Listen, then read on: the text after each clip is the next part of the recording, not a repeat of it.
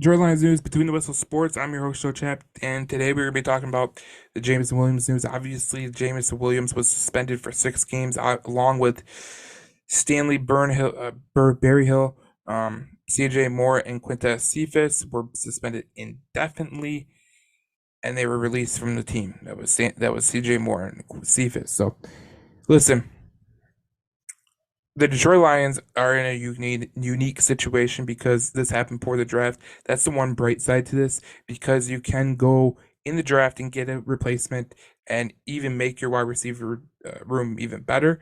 You know, adding a mid round selection like Jaden Reed or something along those lines could really help this team. That's the positive. The other positive is this: last year you went into the year with Jared Goff. Swift got injured early, Chark got injured early, St. Brown got injured early, and you were really down to your nitty gritty guys, and you still were a huge threat to score offensively. So that's another feather in the cap for the coaching staff.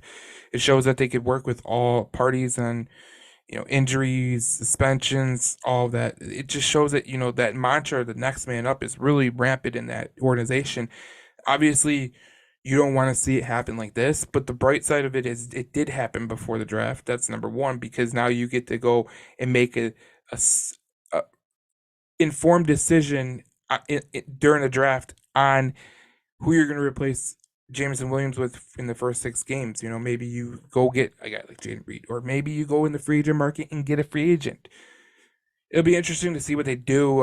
Obviously, Brett Holmes in his pre-combine, um, when he was talking about before the combine, he said Jameson also has to hold his part and make sure that he's doing everything he needs to do. So it's always accountability factor on both sides.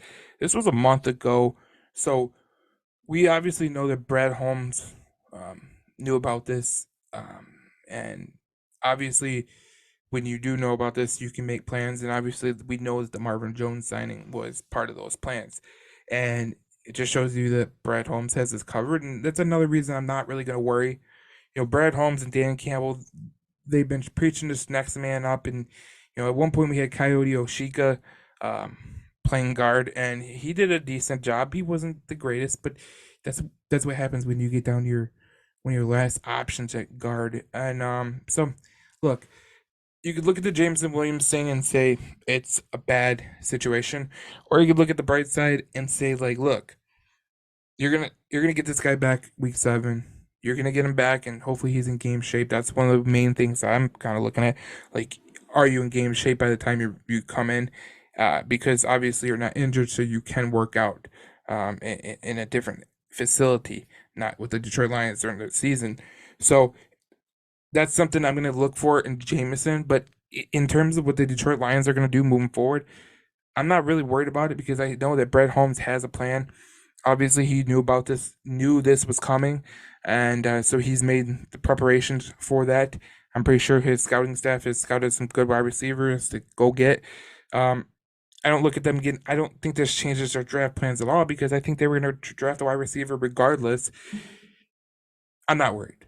I'm not worried about any of it. I think obviously there it's culpable actions by Jameson Williams that he needed to use better judgment. Obviously, when you're talking about betting on sports, and with the NFL rule that you can't bet on sports, like obviously you can't bet on the NFL, but you can bet on sports outside the facility.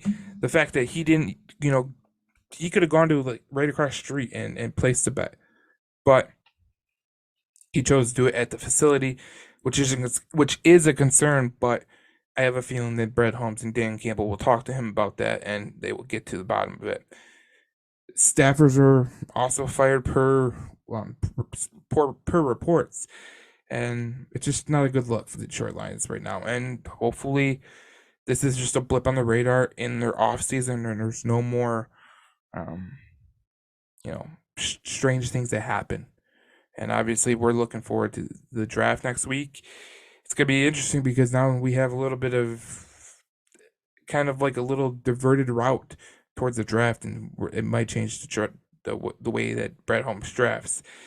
That'll be interesting. That's next week, so we're gonna be looking forward to that. I have a podcast coming out probably Saturday or Sunday, maybe next week about late round picks and all that stuff. So stay tuned to that. We'll post it on Spotify and Apple and YouTube. So stay tuned to that, and we'll give you the latest on the Detroit Lions draft. We'll see you in the next video.